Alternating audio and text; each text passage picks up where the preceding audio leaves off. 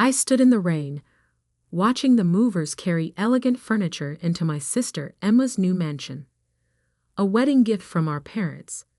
A $2.8 million house in the most prestigious neighborhood in Boston.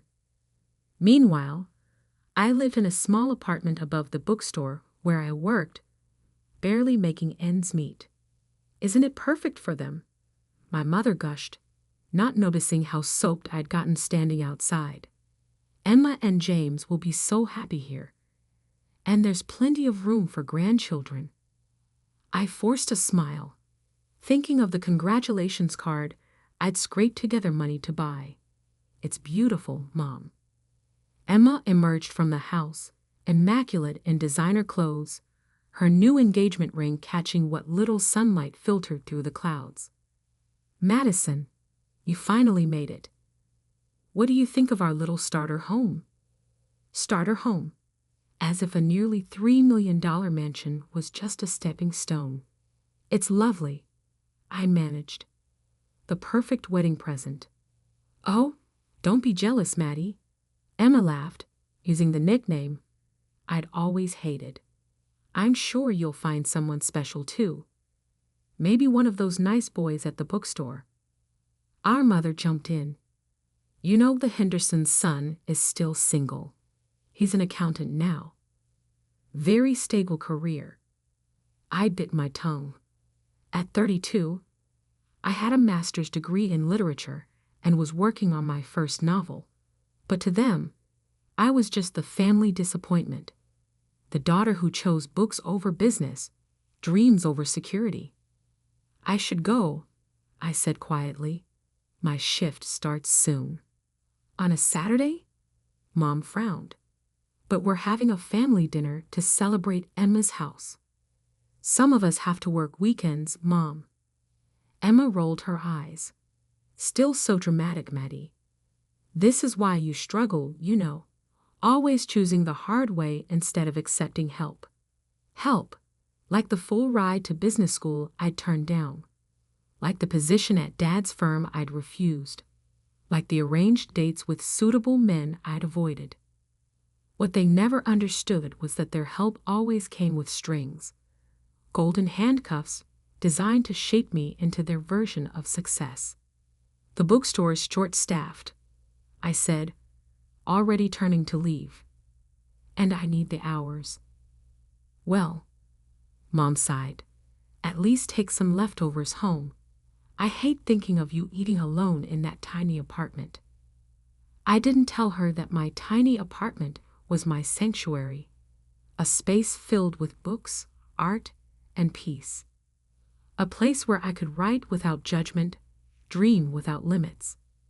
The next morning, I stopped at Pete's corner store for my usual coffee. Pete, a grandfather figure who'd been running the shop for 40 years, greeted me with unusual excitement. Madison, did you check your ticket? I'd blinked, confused. Then I remembered the lottery ticket I'd bought 2 days ago. A silly impulse purchase with my last $5 when the jackpot had hit record numbers. Not yet. I pulled the crumpled ticket from my wallet. What were the winning numbers? Pete's eyes sparkled. Check the news, sweetheart. I pulled out my phone, finding the lottery website. The numbers appeared on screen. 7, 13, 24, 31, 42, 53. My hands started shaking. I looked at my ticket, then back at the screen. Pete, my voice was barely a whisper. I think I won. He grinned. I know you did, honey. I watched them draw your numbers live last night. All 6 matching numbers. You just won $97 million. The world seemed to tilt sideways. I grabbed the counter for support. Sit down before you fall down. Pete guided me to a chair. Deep breaths. This is big news, but you need to be smart now. Don't tell anyone yet. Get a lawyer first. And for heaven's sake, sign that ticket. With trembling fingers, I signed the back of the ticket. Pete locked it in his safe, made me drink some water, and called his daughter, a respected financial attorney. "Caroline will meet you in an hour," he said. "She'll help you do this right." I nodded, still dazed. "Pete, my family." He squeezed my shoulder. "We'll find out soon enough. But right now, this is your moment. Don't let anyone take it from you." As I waited for Caroline, my phone buzzed. A text from Emma. "Family brunch tomorrow to discuss wedding plans. Wear something nice for once, and try not to be late like always." I stared at the message, thinking of her mansion, her perfect life, our parents' endless praise. For 20 years, I'd been the family afterthought, the daughter they'd written off as impractical, unsuccessful, lost. Now I had 97 million reasons to prove them wrong. I texted back, "Sorry, can't make it. I have something more important to do." For once, I wasn't lying. 3 weeks later, I sat in my new lawyer's office, signing the final papers to claim my winnings. Caroline, Pete's daughter, had been invaluable, helping me set up trusts, investment accounts, and ironclad privacy protections. "Remember," she said, reviewing the documents, "once we submit these, your name becomes public record. Are you ready for that?" I thought of the changes I'd already made. I'd quietly resigned from the bookstore, leaving my manager a generous check to help hire and train my replacement. I'd bought a beautiful but modest house in a quiet neighborhood, using a trust to keep my name off public records. And I'd started the groundwork for my own publishing company, determined to help other overlooked writers find their voices. "I'm ready," I said firmly. The next morning, my face was splashed across every news outlet in Boston. Local writer wins $97 million lottery jackpot. Bookstore employee becomes multimillionaire overnight. Madison Bennett claims record-breaking prize. My phone exploded with messages.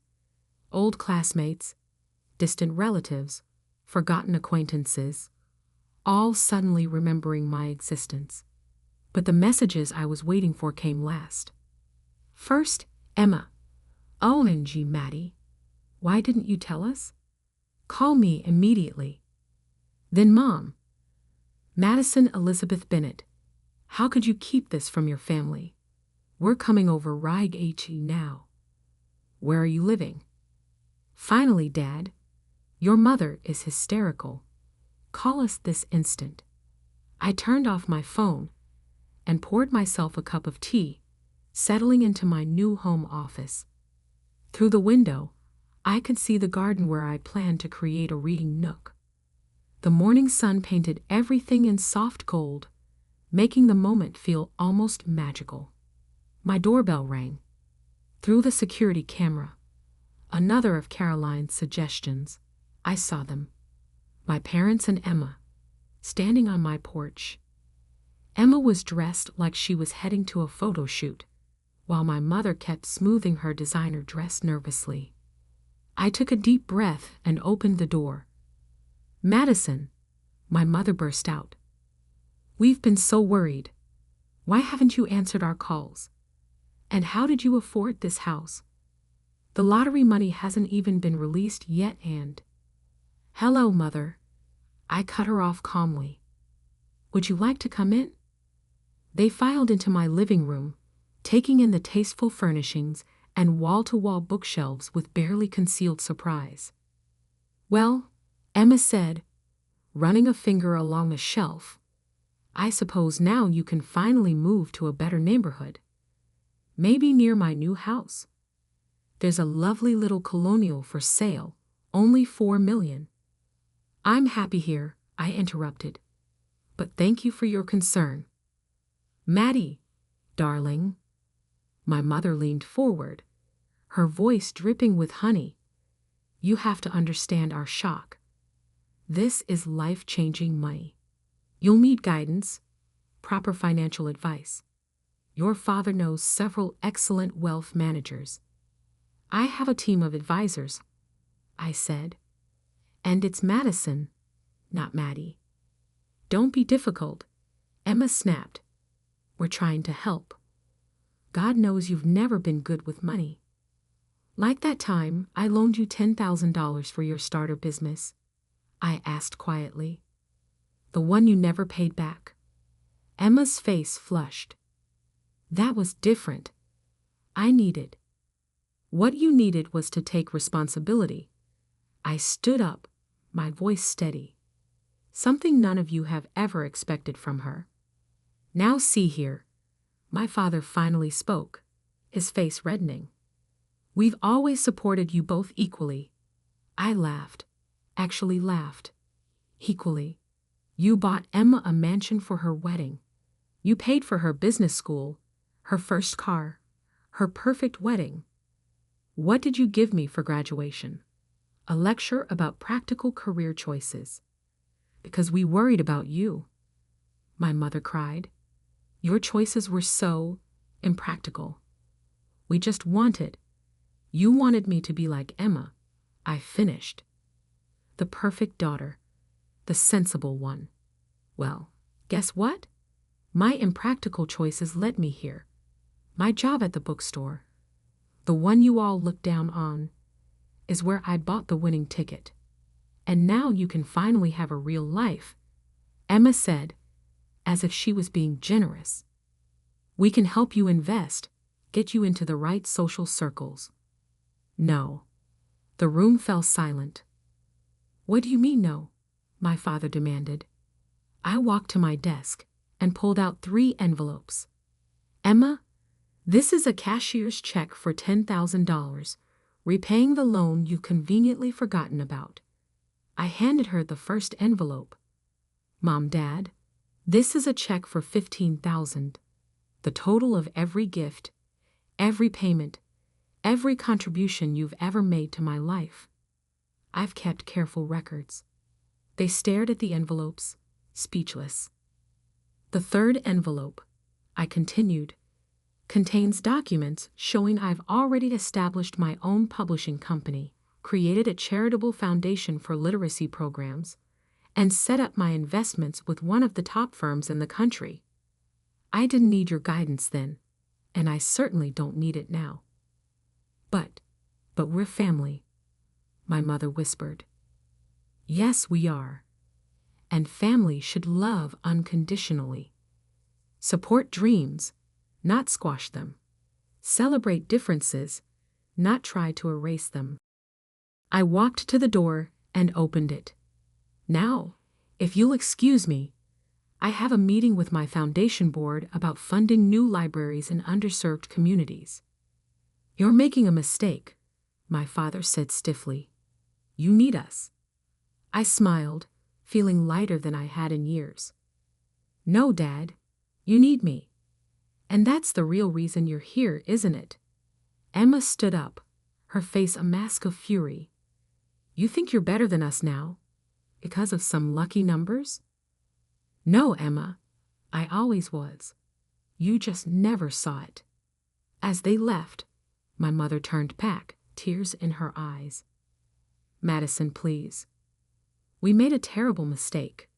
We see that now. Can't we start over? I looked at her, really looked at her, and saw for the first time how small she seemed. How all of them seemed, trapped in their narrow view of success and worth. Maybe someday, I said softly, but not today. I closed the door on their protests, walking back to my office. On my desk sat the manuscript of my novel, a story about a girl finding her voice in a world that tried to silence her. It was time to write the next chapter. 6 months later, the launch party for Bennett Publishing House was everything I dreamed of. We transformed an old warehouse into a magical space filled with books, art, and possibility. Local authors whose works we'd signed mingled with literary agents and journalists, while kids from our literacy program proudly showed off their own stories in a special display area. Pete stood beside me, beaming like a proud father. Look at what you've built, Madison, and not a penny wasted on showing off. He was right. While I could have easily bought a gleaming downtown office tower, I'd chosen to renovate this historic building instead, creating a space that felt like home to writers and readers alike. The millions I'd won had been carefully invested in education programs, in supporting new authors, in building something meaningful. My phone buzzed. A text from Emma. Saw your company in the business journal. Must be nice having everything handed to you. Betito, James lost his job. We could use some family support right now. I deleted the message without responding. Over the past months, they tried everything. Guilt, manipulation, fake kindness, and finally, outright demands. Emma's starter mansion was apparently too small now. Mom and Dad's country club membership needed renewal. James's failed investments needed covering. I'd ignored them all. Miss Bennett? A young girl tugged at my sleeve. She was one of our literacy program students, clutching a notebook. Will you read my story? Of course, Sophie. I led her to a quiet corner, sitting down at her level. What's it about? A girl who finds a magic pen, she said shyly. Everything she writes comes true, but she has to figure out what's really important to write about. I smiled, thinking how wisdom sometimes comes from the most unexpected places.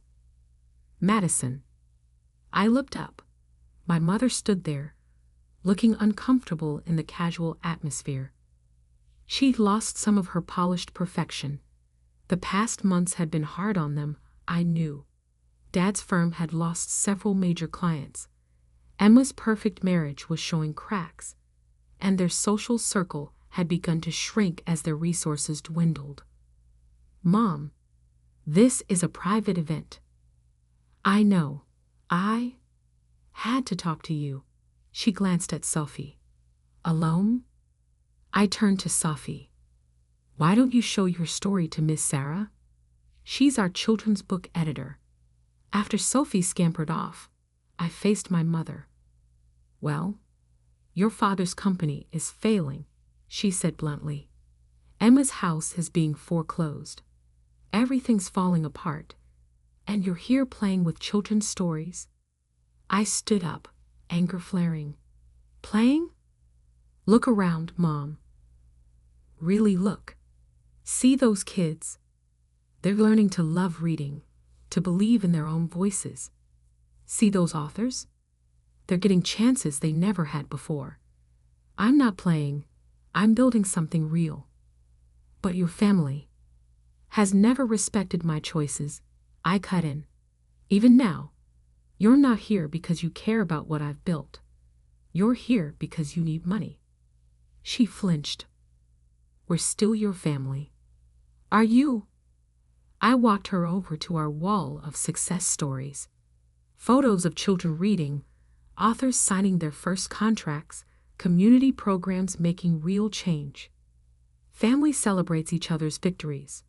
Family supports each other's dreams. When was the last time you asked about my novel? My goals? My happiness? I don't know. Exactly. I turned to face her. The lottery didn't change who I am, Mom. It just gave me the freedom to stop seeking approval I was never going to get. Tears filled her eyes. We were wrong. I see that now. But can't you forgive us? Forgiveness isn't the issue, I said gently. I forgave you months ago. That's why I'm not angry anymore. But forgiveness doesn't mean letting people keep hurting you. What do you want from us? Nothing. That's the point. I don't need anything from you anymore.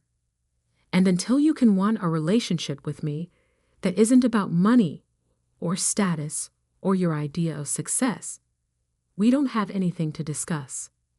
A commotion near the entrance caught my attention. Emma had arrived with Dad and James in tow. Really? I sighed. You all came to ambush me at my company's launch. We're desperate. Emma cried, mascara running down her cheeks. James lost everything in that investment scheme. The bank is taking our house, and Daddy's company is dying. Please, Maddie, you have to help us. The room had gone quiet. Our guests tried to pretend they weren't watching the drama unfold. I looked at my family. Really looked at them. Dad, gray and deflated without his usual power. Emma, designer clothes now slightly worn, desperate for a bailout. Mom, torn between pride and need. No, I said firmly. No. Dad's voice cracked. I'll make you all a different offer instead. I pulled out my phone, pulling up some photos. This is Carter Financial Services. They're looking for experienced advisors with community connections. Dad, they've agreed to interview you for a senior position. No guarantees, but a fair shot. I swiped to the next photo. Emma, the local arts center needs a fundraising coordinator. With your social skills and event planning experience, you'd be perfect. James, my friend's construction company is hiring project managers. Real work, fair pay. You want us to work for other people. Emma looked horrified. I want you to earn your own way. Like I did. Build something real. Find out who you are without the fancy titles and borrowed money. And if we refuse, Dad asked stiffly, then you'll figure something else out. But you won't get a dime from me to maintain the lifestyle that made us all so unhappy. Mom stepped forward, surprising me. The Arts Center, they really think Emma would be good at fundraising? Yes, because she is good at it. When she's actually trying, not just playing the perfect daughter. Emma wiped her eyes, smearing expensive mascara. I don't know how to be anything else. Yes, you do. I took her hand, the first time we touched in months. You're smart, capable, and determined. Use those qualities for something meaningful instead of just appearances. Dad cleared his throat. The position, at Carter Financial. When's the interview? Tomorrow at 10. Don't wear your Rolex. Show them your experience, not your ego. One by one, they nodded. Not happy, not grateful, but perhaps thoughtful. As they left, Mom turned back. Your company, it's really amazing, Madison. I'm sorry we never saw. I know, I said softly. Maybe someday you'll see me too. After they were gone, Pete appeared at my side. You okay, kiddo? I looked around at my publishing house, at the dreams being born, the stories being told, the lives being changed. You know what, Pete? I really am. Sophie came running back, waving her notebook. Ms. Bennett, Ms. Sarah loved my story. She said maybe someday it could be a real book. I knelt down beside her. Want to know a secret, Sophie? Every real book starts with someone brave enough to tell their story. Like you. Like all of us.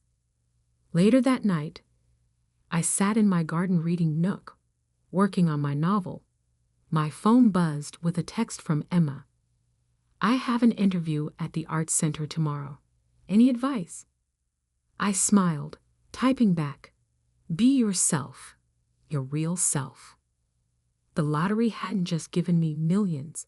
It had given me the chance to show my family and myself what real wealth looked like. Not the money in my bank account, but the courage to finally be exactly who I was meant to be. And that was worth more than any number could measure.